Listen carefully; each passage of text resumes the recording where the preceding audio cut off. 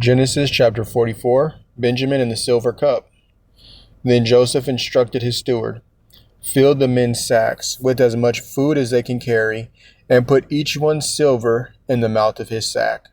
Put my cup, the silver one, in the mouth of the youngest one's sack, along with the silver for his grain." So the steward did as Joseph had instructed. At daybreak, the men were sent on their way with their donkeys. They had not gone far from the city when Joseph told his steward, "Pursue the men at once, and when you overtake them, ask, 'Why have you repaid good with evil? Is this not the cup my master drinks from and uses for divination? What you have done is wicked.'" When the steward overtook them, he relayed these words to them. "Why does my lord say these things?" they asked. "Your servants could not possibly do such a thing. We even brought back to you from the land of Canaan the silver we found in the mouths of our sacks. Why would we steal silver or gold from your master's house? If any of your servants is found to have it, he must die, and the rest will become slaves of my lord." "As you say," replied the steward, "but only the one who is found with the cup will be my slave, and the rest of you shall be free of blame." So each one quickly lowered his sack to the ground and opened it. The steward searched, beginning with the oldest and ending with the youngest, and the cup was found in Benjamin's sack. Then they all tore their clothes, loaded their donkeys, and returned to the city. When Judah and his brothers arrived at Joseph's house, he was still there, and they fell to the ground before him. "What is this deed you have done?" Joseph declared. "Do you not know that a man like me can surely divine the truth?" "What can we say to my lord?" Judah replied. "How can we plead? How can we justify ourselves?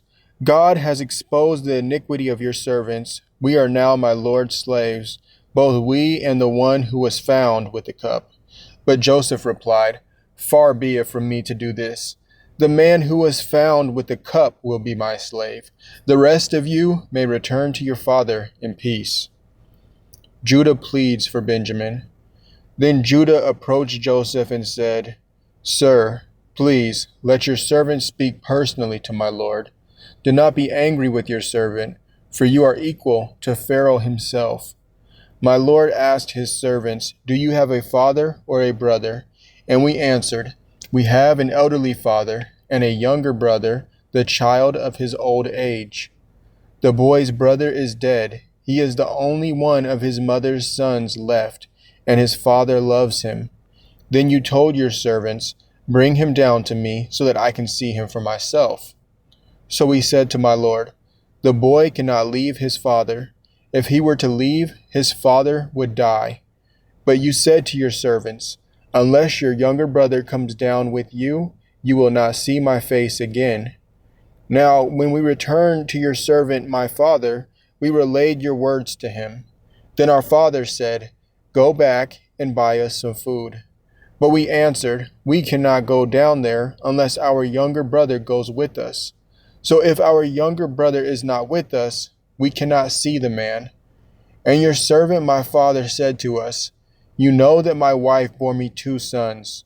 When one of them was gone, I said, Surely he has been torn to pieces, and I have not seen him since. Now if you also take this one from me, and harm comes to him, you will bring my gray hair down to Sheol in sorrow.